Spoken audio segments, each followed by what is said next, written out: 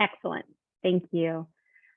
So first I want to just mention and acknowledge, we understand that many of you have been affected by the hurricane, both in just kind of mentally preparing yourselves and your organizations for what we had anticipated to be a large hit on our community, but are now really engaging in relief efforts, both here from individuals that we serve, or individuals in our community that were impacted by Hurricane Ian, but as well as connecting with our fellow Floridians in the harder hit areas. So we want to thank you for all that you've been doing.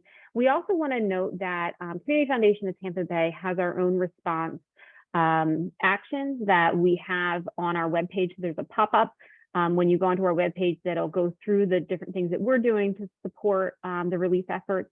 But also one of those specifically that you may be interested in is we have expanded the criteria for our critical needs list opportunity to include the impact of Hurricane Ian on your organization. There are still some qualifications for that, but we have for this month expanded that criteria, and we would really encourage you to look at that. Jessica, later on in the session, we'll talk about our critical needs list, but we do encourage you to look at that. All right, so we're going to start with a few introductions. I wanted to note Dr. Jesse Coraggio, who is the leader of the Community Impact Department, is not with us today. But I am Dr. Katie Schultz. I am the Senior Director of Community Investments here at Community Foundation of Tampa Bay, and I'll be taking you through a lot of the information. But some of the key people in this process are Jessica Sykes. Jessica, you want to say hi? Morning, everybody. Afternoon.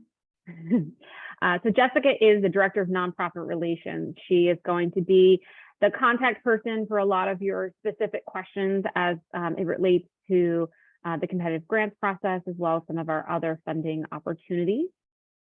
And then we have Desiree Ward. Desiree? Hi, welcome everyone. Desiree is our Community Impact Specialist. Desiree is the contact person for a lot of the technical pieces related to your account within our system, as well as those types of questions about logging in and filling out some of the application pieces. And then we have Denise Boyle, who is joining us from the other side of the house, and she's going to go through that later in the presentation. Denise, you want to say hi?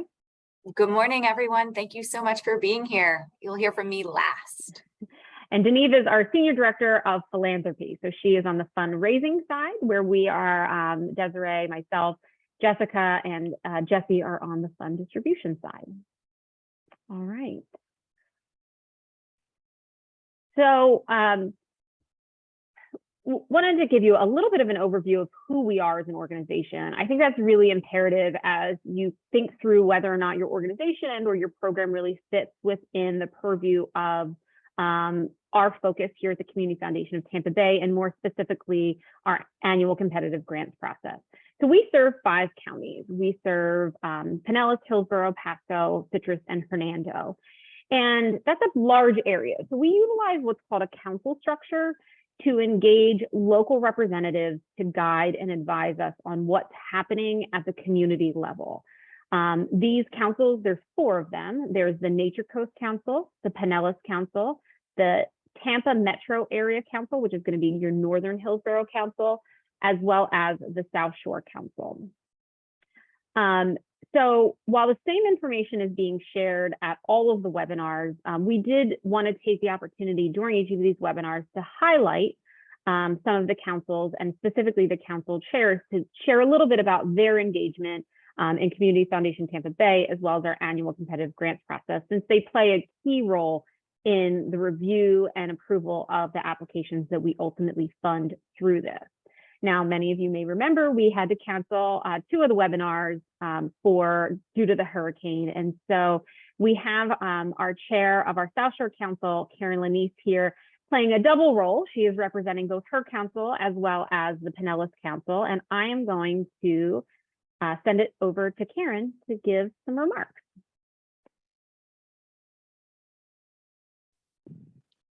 Can everybody hear me okay? Very good. My name is Karen Lanise, and I am currently the chair of the South Shore Council. And I've been serving on the council since around 2014, so I've got a little history in the area. Our area of commitment is the Alafaya South in Hillsborough County. So, when we look at any of our areas, we've got very diverse communities. And so the best thing we can do is fill our councils with people that have connections to the different geographic areas, the different types of nonprofits, the different types of interests that they might have in the community that can connect to the Community Foundation and the resources that are there. We meet between 4 and 6 times during the year. And, one of our big goals is to help in that process of going through the grants. And you'll get a lot on the information on how that process works. But as far as a council, we see the grants after they've been narrowed down. So the organizations will send in their information. Staff will do a phenomenal job of going through and looking at how they meet the criteria, whether there's all the information we need. And then we get a smaller list, although I think last year it was still over 300 that we did go through. And we look at the grants from every area. So it's not just things that are in the South Shore area. We look at things for the 5-county. And what's really exciting about that as a council is to see the types of things that are being done in the whole geographic area. What kind of needs are being addressed? What type of projects are being suggested to meet those? And there's always some innovative type projects that are happening. And when we go through and we get an Excel towards the end and we have summaries of everything and we rank in the different areas, kind of which ones spoke to us, which ones we thought would have the most impact on the needs that we're trying to address.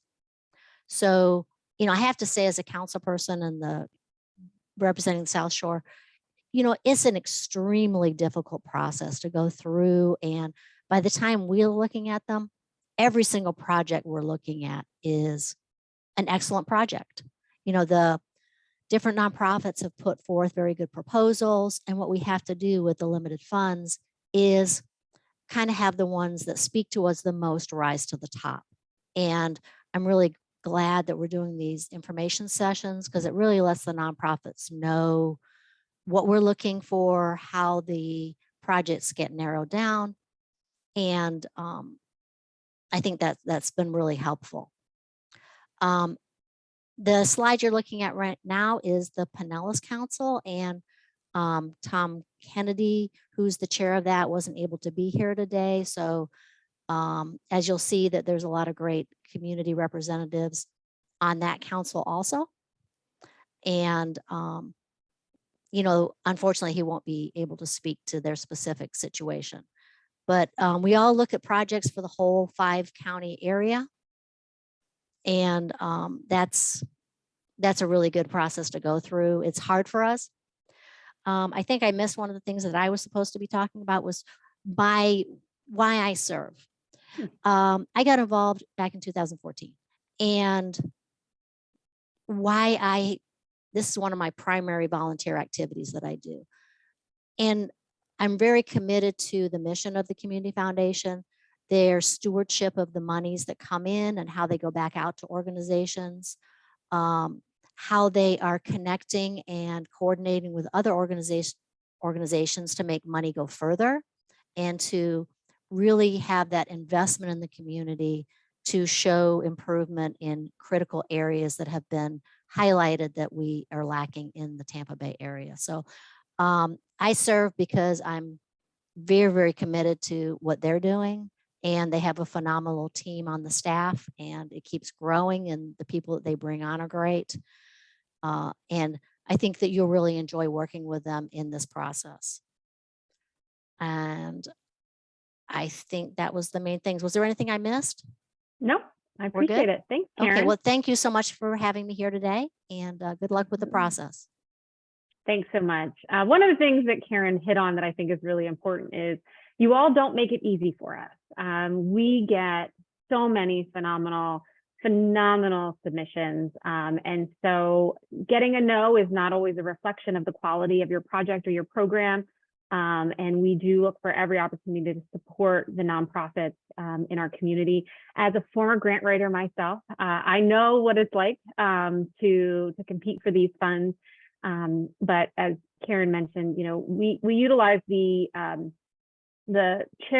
council process so that we ensure that we are thoroughly vetting the nonprofits and we are thoroughly vetting your applications, because we receive so many strong proposals. It's really important that we give an equitable and thorough review. So a little bit more about who we are, again, to kind of give you a little bit of a framework. So this is our strategic framework. Our mission is to build vibrant, prosperous communities through transformative vision, leadership, and philanthropy. Here you'll see our core commitments. I'm going to go a little bit deeper into those, but we look to stimulate strategic philanthropy, build community connections and trust, and ensure a dynamic and resilient future. So first, we invest in relationships. We want to be a connector in the community. We connect with businesses, philanthropists, nonprofits. We want to strengthen those relationships so there is trust amongst the philanthropic decisions that are made in this area. And this is really evident in the record number or the record amount of contributions that have come in the most recent year. It was $229 million that came in for current and future giving in just the last fiscal year. And then we use that money or a portion of that money to invest in our communities. And this is really why we do what we do. We want to leverage these relationships and the funding that comes in to invest back into our community. We last year gave out a record amount of grants, and that's $72 million, as well as the total grants since our inception in 1990 at $350 million.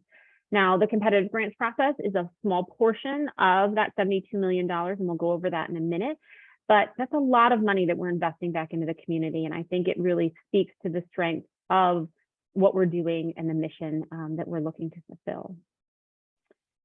But lastly, we're investing in tomorrow. A lot of the funding that comes into Community Foundation of Tampa Bay is invested. So while we do give a significant amount back out into the community, a lot of the money that philanthropists give to us is for the future, and it's to give in perpetuity. So we invest the money that comes in. So we right now have a record amount at $500 million in assets. And that allows us to make sure that we have long-term and sustainable funding that will continue to give to the needs of this community. While there are a lot of areas that we're looking to invest in and hoping to eliminate the challenges that community members are experiencing, we also know that there's a lot in the community that we're never going to be able to eliminate. And so we're always going to want to make sure that we have resources to support and invest and help the community members that are experiencing certain challenges or to continue to develop a vibrant and thriving community. So what does this look like? Slide. Okay. So I mentioned we gave out $72 million last year. A lot of the funding that comes into the Community Foundation of Tampa Bay is what we would call donor designated. So a philanthropist in the community will invest money with us and then will tell us where they would like to give that funding to. It may be a particular nonprofit, it may be their alma mater or their church or an organization that they're just familiar with and interested in supporting. And so while this pie chart gives you a depiction of where that $72 million was invested, this is not a depiction of how we invest the competitive grant process funding. So we want to make sure that you're very clear that we're going to go through where we focus the funding for the competitive grants process, and it does not correlate directly to this slide. This is for our total overall funding that was given out in FY23. So I want to send it over to Jessica to start off to really talk in more detail about our competitive grants process and give you some more detail. Jessica. Hello again, everyone. Okay, so our competitive grants process is one of the ways in which we invest in the community with the limited amount of discretionary funds that we have available to us. We are blessed to have just over $1 million this year available to award through the competitive grant process, so we're pretty excited about that. I wanted to let you know it is a two-step process that is completed through our online grant portal. So you will have to log into the portal and submit a letter of intent form first, which is due by November 4th. And staff will review those and rank those and discuss, and a portion of those will be invited then to submit an application. So just as a reminder to those of you who've participated in this process in the past, and to inform those of you that are new to the process, it is extremely competitive. So last year we received 315 letters of intent. We ended up inviting 109 of those to submit a full application. So that was about 35% of the LOIs we received moved on to the application phase. Of those 109 applications we received, 47 ended up being awarded a grant.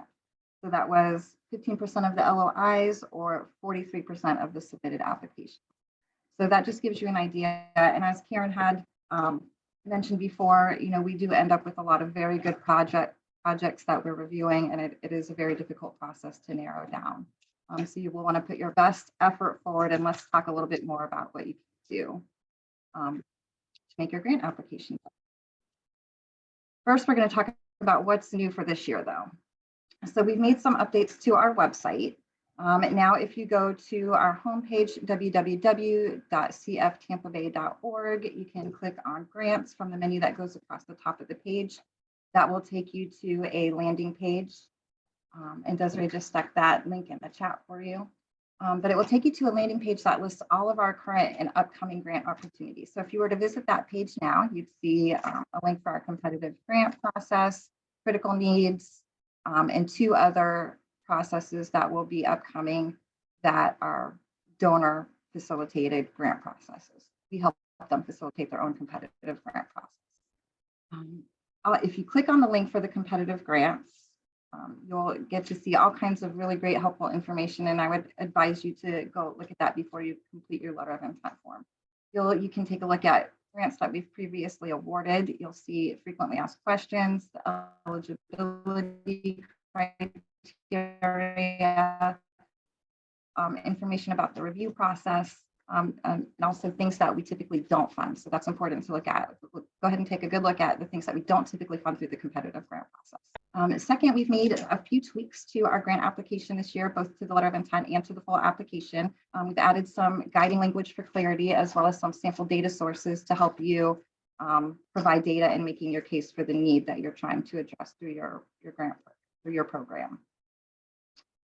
We also have a what we're calling a cohort. We actually did this for our competitive grant awardees last year, but we didn't announce it in advance. So we're kind of piloting right now, but it seems to be going well. So what this is those who are selected to receive a competitive grant, when we make that final decision, we will ask you to attend 4 quarterly meetings. And the purpose of this cohort and these meetings are for networking opportunities, for us to share community resources and to help you get to know the Community Foundation a little bit better. For you to also share resources with one another, and there's some professional development opportunities there.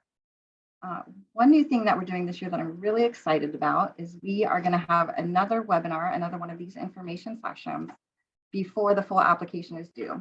So those who are invited to submit a full application will also be invited to attend this webinar. And we're going to go over some things that we see many applicants struggle with on the application portion of this process, mostly related to outcomes and budgeting. And lastly, we've made some changes to our eligibility criteria this year. So let's talk about the eligibility criteria. First of all, you must be tax exempt under Section 501c3 of the Internal Revenue Code. So you do have to be a nonprofit. There are a couple of exceptions to this. If you're a private non-operating foundation, you're not eligible. And if you're a supporting organization, you're not eligible. But if you have a parent organization, you may be able to apply. That EIN could apply. You do also have to be able to apply under your own tax exempt EIN. So in the past, we had let organizations apply under other organizations' EINs, allowing them to act as a fiduciary responsibility as the fiscal responsibility for that grant. But at this point, we have changed it so that you have to apply under your own EIN, and we will double check that. You must be serving residents of either Hillsborough, Pinellas, Pasco, Hernando, or Citrus counties, or any combination of those counties. All right, so here's some more of the new criteria. You have to be up to date with Internal Revenue Service 990 tax form filings and have filed for at least 2 fiscal years. So we want to see that you have filed 2 years. It doesn't necessarily have to be consecutive, although it probably should be. But the reason for this is we want to make sure that you're in compliance with IRS regulations and that you have a good track record of submitting your 990 forms to the IRS. And then just one quick note about 990 forms, there are different versions of the form. Check the IRS site and just make sure that you're submitting the correct form. There's a 990N, a regular 990, a 990EZ, and a 990PF. And depending on whether you're a private foundation or whether you, what your revenue and asset levels are, there's different forms you have to file. The next new criteria is that you have to have at least 1 paid staff member and over 50,000 in revenue in the prior or current fiscal year. And the reason for this, again, is as stewards of our fund holder dollars and assets, we feel that it is our responsibility to ensure that your organization has the internal capacity to be able to execute the grant if you are selected to receive it. And then lastly, you must be in compliance with all requirements of previous funds awarded through Community Foundation Tampa Bay, especially including any reporting requirements. So if you have any past due reports, you might want to log into the system and submit those and get that taken care of at this time. Okay. So we have what are called universal strategy screens, and we have 5 of these. What these are elements that we look for when we're reviewing your letters of intent and applications. You don't have to meet every single one of these elements, but the more that you meet and the better that you meet them, the more likely your application is, your letter of intent form is going to move on to the next phase in the process, the higher ranking that your request would be. So these strategy screens include collaboration. We like to see nonprofits working together, whether they're partnering on programming or whether you're finding other funding sources for your program as well. Innovation, we'd like to see innovative practices. As Karen had kind of mentioned, oftentimes we do see some pretty innovative models going on in how you're approaching addressing different needs in the community. So while we do want to see innovative approaches, we also want to make sure that what you're doing is founded in research and best practice. So not just doing something innovative for innovation's sake. Next is measurable outcomes. This is really important, and this is one of the reasons why we have helped to provide some sample data sources that you can use. We really want to see the metrics that demonstrate positive impact in the community for your project and your programming. So we do look to see a combination of both process and outcome metrics. So a process metric would be if you had an after-school program, how many students are participating in your program? And then the outcome would be what changed in these students' lives? What was the impact of the program on the students? So we like to see a combination of both types of outcomes. Next is community visibility. We feel like the more that your programming and your projects are visible in the community, that this will encourage future support and funding opportunities for your organization. So we are looking for that. And then last is equity. We just really want to see that the work that you're doing is helping to address at-risk populations. Okay, so we have 5 targeted focus areas, and they're the same focus areas that we've had for the last couple of grant cycles. They are community vibrancy, positive education, empowering women and girls, economic mobility, and mental well-being. Katie will go over these in more detail in just a couple minutes, but first I wanted to tell you a little bit about how we came up with these targeted focus areas. So we have joined with Tampa Bay Partnership and the United Way to develop what is called the Regional Competitiveness Report each year, or the State of the Region report.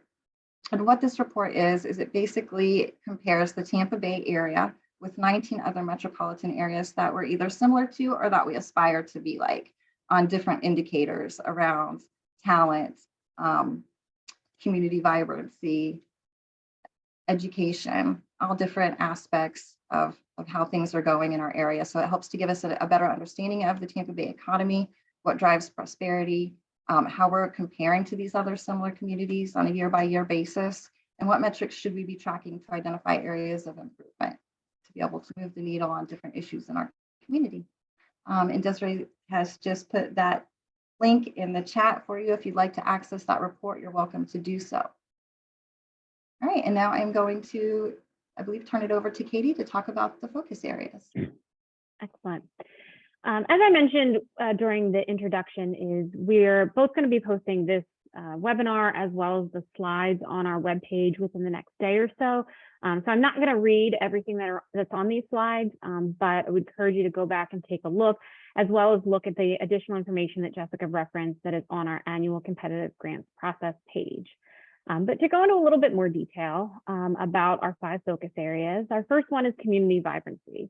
So improving local communities through access and appreciation of arts and culture, flourishing local environmental resources, and collaboration amongst residents. While we're looking at all communities and we want to support the betterment of all of the areas that we serve, there is a particular focus on communities that have a higher population of at-risk individuals or that are considered high needs communities, and how do we support them to become more vibrant.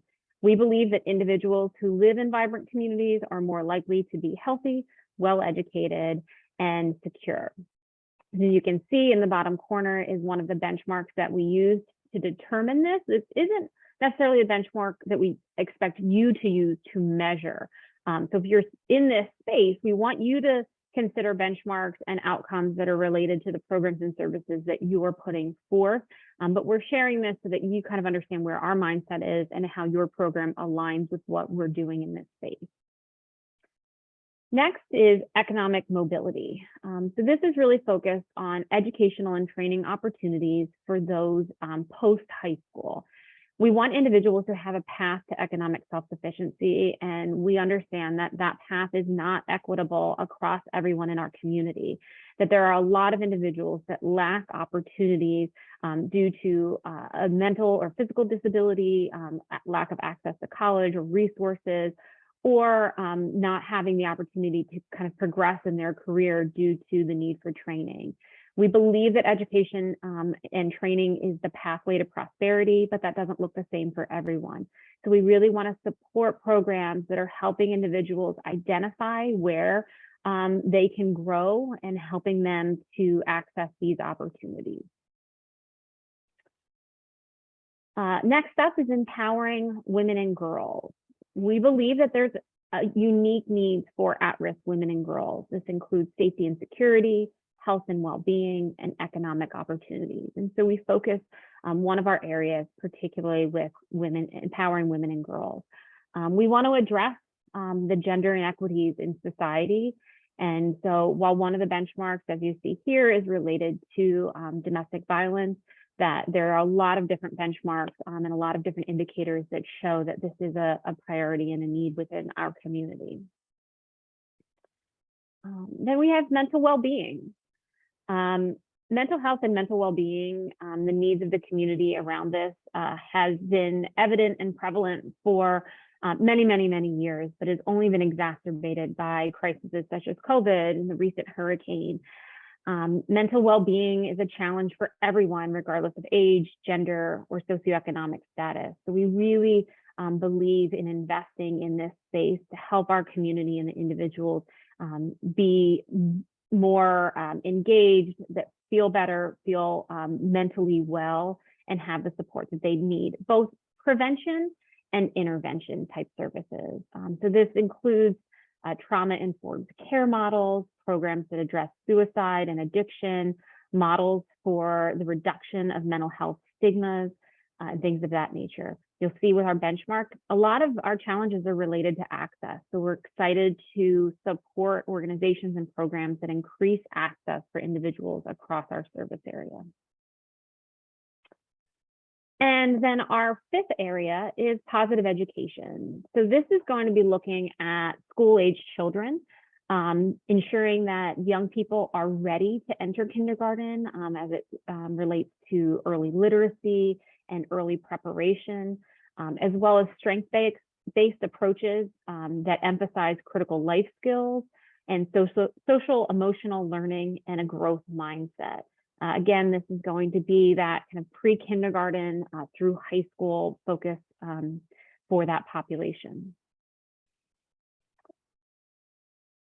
Next, I'm going to go into our timeline. As you can see here, there's a lot of steps in our process. As we mentioned, the letter of intent went live on the 5th of this month, and they are due on November 4th. We then will do a thorough review and notify you of your next step in the process by December 7th. So either receive an email that lets you know that you will be allowed to submit for a full application, or you will receive a denial letter. One thing that's not shown here that I would really encourage you to take advantage of is if you do receive a denial letter, we offer you the opportunity to have a brief phone call with someone on our staff to talk about what, some of the strengths and the weaknesses that may have come through in your proposal. It's a really great time for us to learn a little bit more about you, but also share what could be very valuable information if you choose to apply for us again, or to choose to apply to other funders. This might also be a great opportunity for you just to learn that you had a phenomenal application, and because of the amount of money that we had, we weren't able to fund you, but wouldn't that be great to share with your leadership versus just saying that it was a no? So just consider taking advantage of that opportunity.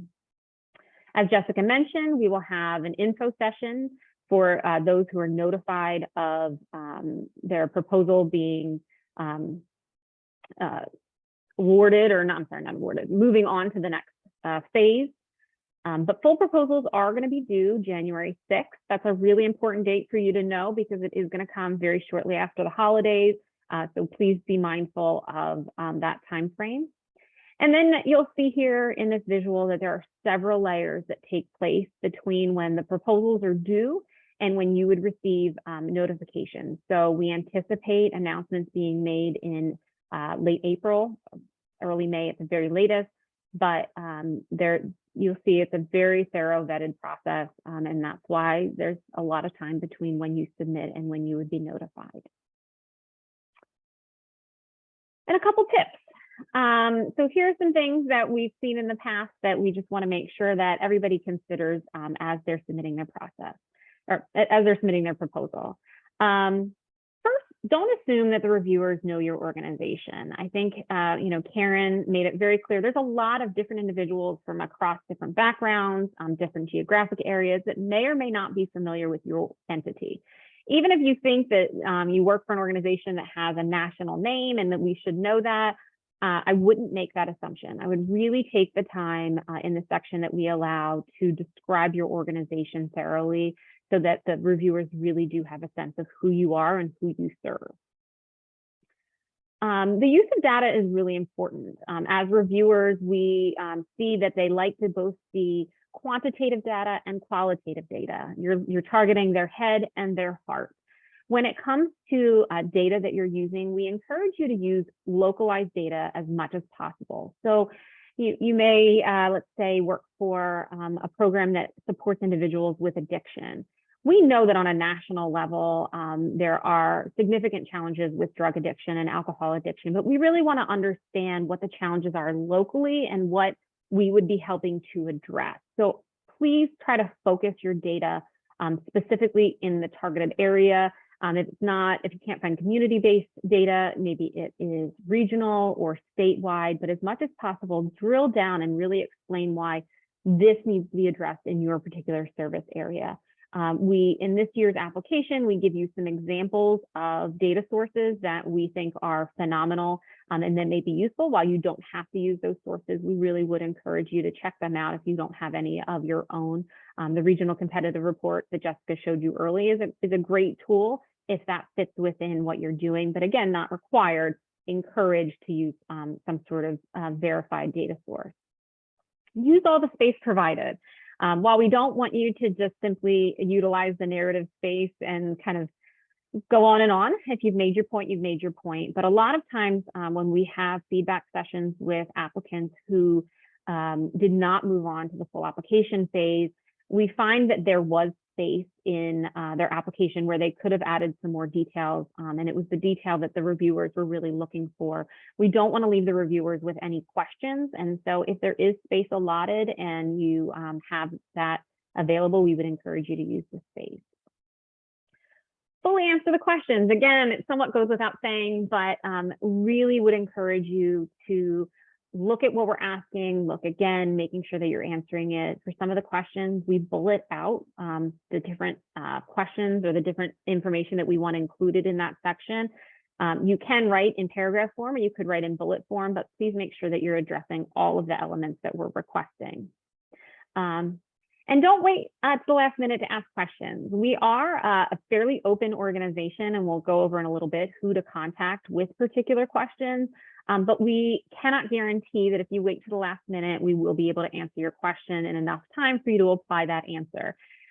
So, you know, the deadline is a firm deadline and things come up. And if we are busy or we are inundated with questions and we're not able to answer your questions, that's just how it's going to work out. So we really do encourage you to look at the application right away, think through what you're going to be submitting and ask us those questions in advance so that we can give you the feedback that you're looking for and hopefully help you move forward in the process. All right, I'm going to pass it back over to Jessica now. Okay, so accessing the grant portal, there are a couple different ways you can do this. Desiree's going to put the link to the grant portal in the chat, which is also here on this slide. But if you are on our grants webpage, of the competitive grant page, you can scroll down, you'll see this section with applying, previous grants, and next steps. You can click that learn more button, applying, and it'll take you to the login page. And then also, if you're on any page of our website, there's a blue bar that goes across the top of the page. You'll see a link there for grants portal. So if your organization already has an account with us and you're a new grant writer that needs to be added to the account so that you can access the application, you will need to contact Desiree Ward.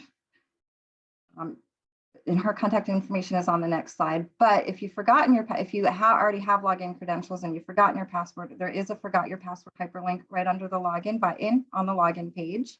And if your organization does not yet have an account, you can click the create new account button. You'll be asked to enter some information about your organization, including the EIN. If your EIN is already in our system, there will be a pop-up that comes up to let you know to contact us to be added to your account. Next slide.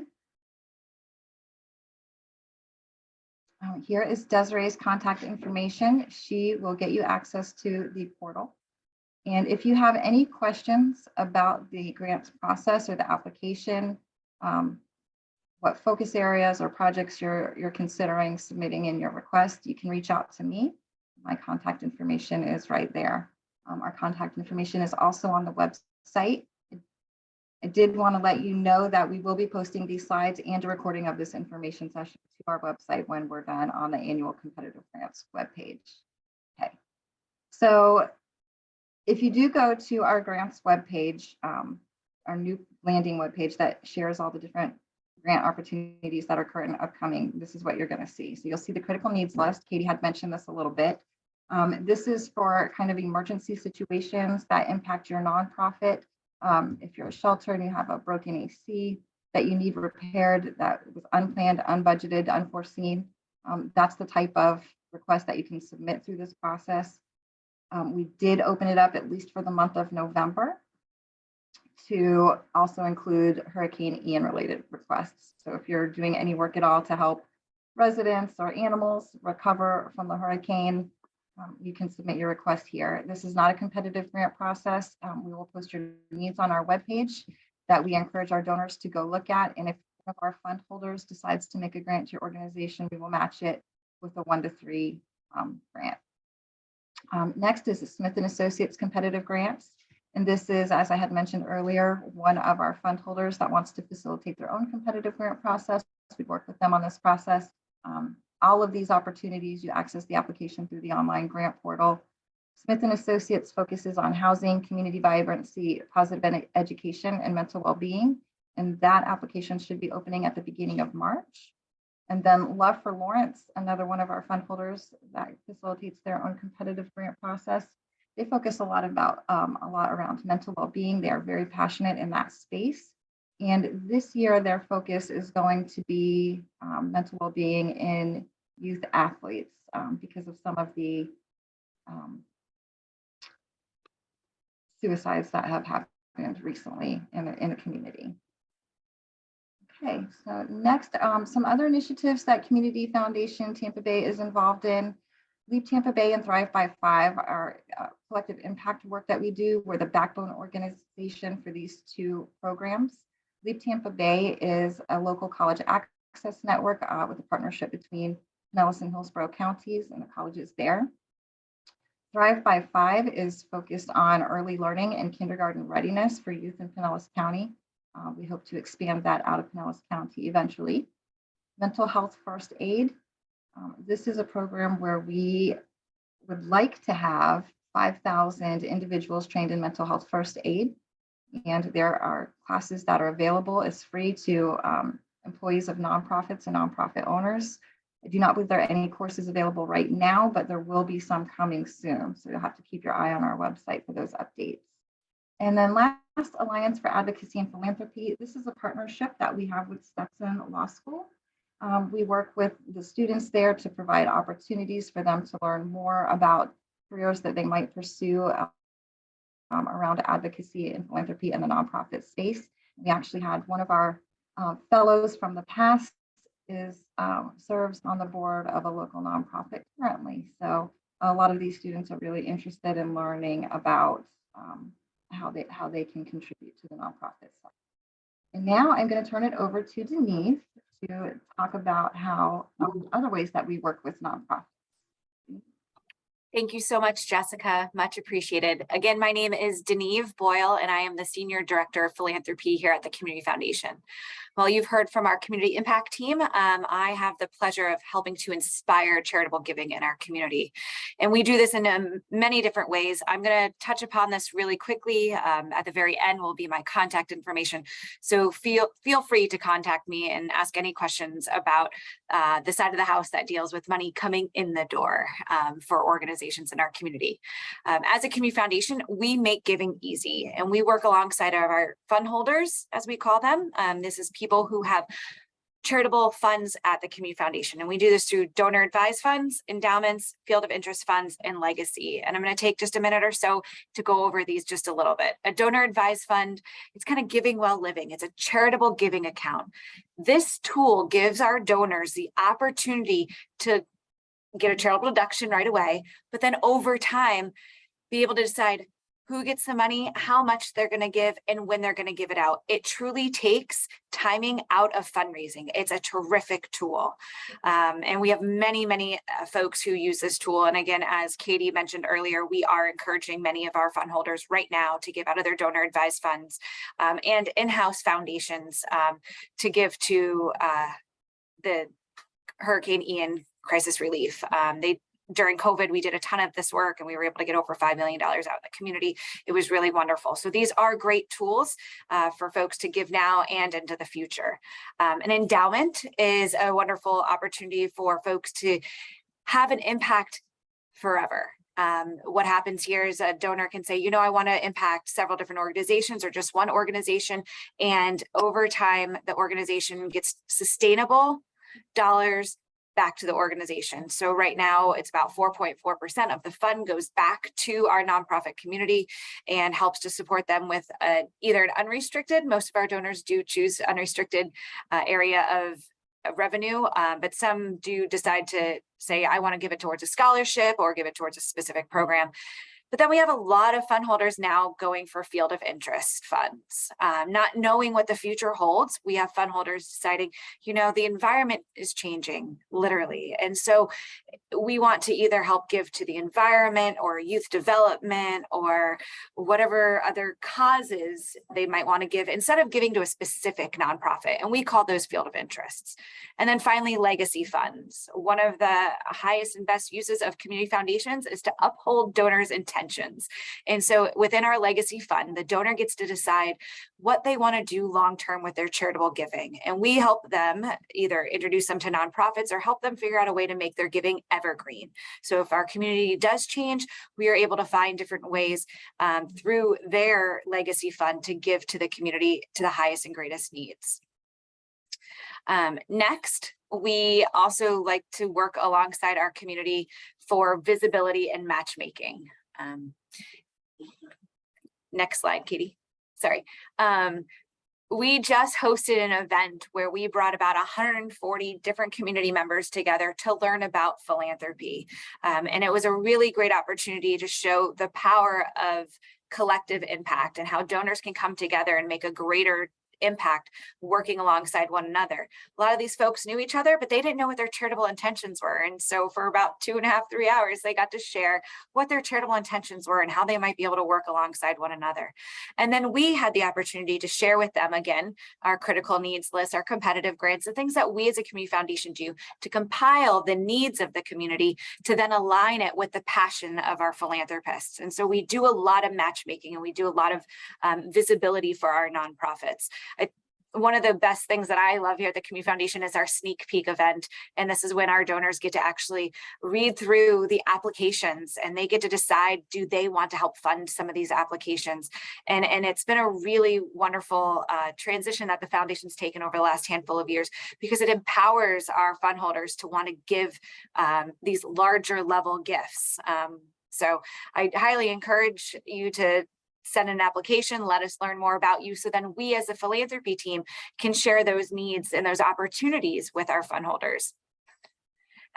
Next, and is a great way that we work alongside our nonprofit community. And so while we work with people and groups of people and families to invest their dollars, we also help our nonprofit community invest their dollars through agency endowments, agency reserve funds, and through helping to administer charitable gift annuities.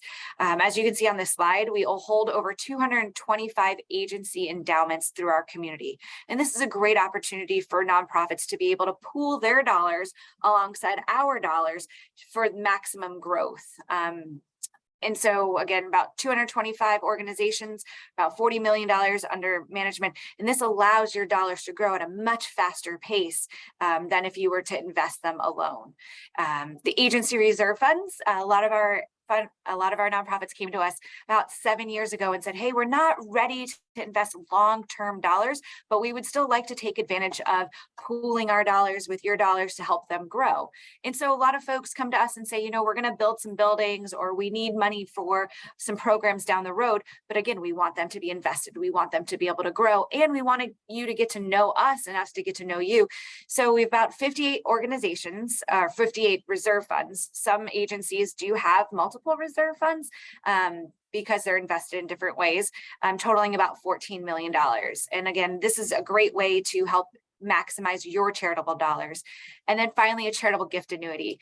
This tool is a great opportunity for your donors if they want some type of sustainable income coming back to them over their lifetime, but want to leave a legacy for your organization. So a charitable gift annuity, say they put $100,000 in, the Community Foundation over time will give them quarterly payments, exact payment every time until they pass. And at their passing, the residual of the fund goes into either an endowment that's already here or an endowment that they want to create in their name for your organization.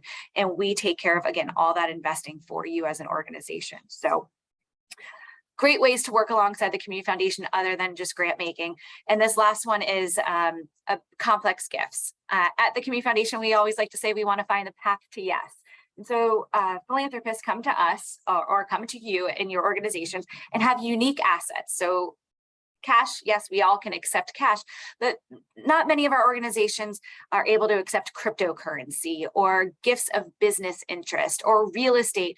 More and more are getting to be able to accept stock. Some of our volunteer-based organizations don't accept stock, so we will create an agency reserve fund and help accept that asset for them. So again, all these assets can go into a reserve fund or into an endowment for your organization. So while you're looking at trying to grow the capacity of your organization, think about that path to yes, and think about contacting us if you're not sure how to accept it, or even if you want to accept it. We're here to have those conversations. We become an extension of your team. So reach out in the future as you need us. Again, here's my contact information, Deneve Boyle. We do have a wonderful team here who can help. And now I will pass it back over to Community Impact to finish up the call. Thank you all for attending.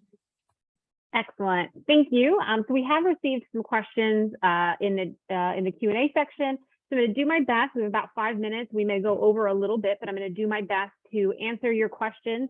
One thing I want to remind you is that the information that we're providing today is specifically for the annual competitive grants process this year. The other funding opportunities that we have or may have are going to have their own eligibility criteria. Some may have geographic restrictions, some may have just general eligibility criteria that differs. So look at each of our opportunities differently. And so that's just very important for you to understand. And so please look into that. To stay up to date on our opportunities, I would encourage you to go to our webpage. If you scroll all the way down, you're going to find a space where you can put in your email address and get updates from us. Also follow us on Facebook, Twitter, and Instagram. We post a lot about funding opportunities and other things that we're doing in those spaces, so we would encourage you to do that. We did get a couple questions in that were a bit agency specific, and so we're not going to answer the agency specific questions, but in general, I can tell you we don't currently have a focus area for basic needs. So if your organization does basic needs, it may not be a fit. That being said, if you still have questions or you do think that what you do, while maybe a basic need supports community vibrancy or women and girls, or economic mobility, if you can, your program. We're not going to tell you yes or no. We're just going to give you some guidance. But if you still have some questions about what your program is and how it might fit, I would encourage you to reach out to Jessica Sykes, and I will put her information back up, but shoot her an email, and she can give you some additional guidance related to that. And the other question that came up that I wanted to make sure I got to is also around kind of knowing your organization. Is we understand that you may fit into multiple areas. So you may be servicing girls who are, but it's related to positive education, or it might be the mental health needs of women. Those types of questions, one, we would encourage you to kind of go with your gut on what you think, which area you think your organization best fits into. If you have some really specific questions, reach out to Jessica, but also know that if we feel that your proposal fits better in another targeted area, we will be in contact with you. So we may say, hey, I know you applied under women and girls, but we're thinking we would like to review this under mental well-being, and just to double check that that's okay. We think that that's really important to have that dialogue and to have you kind of in the area that we think will be most beneficial for the review. So those are just a couple of the questions I think I saw in the Q&A. Desiree, are there other ones that I can answer? Yeah, there's somebody asked, does a contract staff member count as an employee? With just one, we're trying to avoid complications and having an employee prefer to contract the services. Does that count? So I think it depends on kind of the level of the employee and how they're engaged in what you do. So a portion of why an employee, and it's not a full-time employee is required, but a paid employee is required, is because there are some additional elements of engagement, such as the cohort and some of the reporting things that we feel are best suited for an organization that has the capacity and a key point person for us to engage with. So if your contracted individual is just doing some kind of special projects here and there, that may not be the right fit for you. Again, this requirement is for our annual competitive grant process only. If I'm not being clear and you really want to describe your specific situation, please reach out to myself or Jessica related to this. Thank you, Katie. We also had somebody reached out asking how they can get in contact with Stetson Alliance. Yes, please look. Desiree has put the link in the chat that is cftampabay.org/community-initiative. So all the community initiatives that we have on there are listed. So you'll get more information about the Alliance. But please be sure to also sign up for our newsletter, because if we're making announcements about the next cohort of students from Stetson, we are going to announce it through there. Thank you. And then lastly, I believe you already answered this, but I just want to make sure that we draw attention to it and confirm. We had a question that asking if full-time staff paid members are required for other funding opportunities. All opportunities are individual at Community Foundation Tampa Bay. So look at them now, look at them again, because eligibility also changes. So I can tell you that as of now, none of them do. When they open up, that could change. And so I would just always encourage you to look at our eligibility requirements as opportunities are posted. Thank you, Katie. I believe we answered all of them. Excellent. Well, thank you, everyone. Please feel free to reach out, engage with us, and we look forward to reviewing your applications. Have a great day.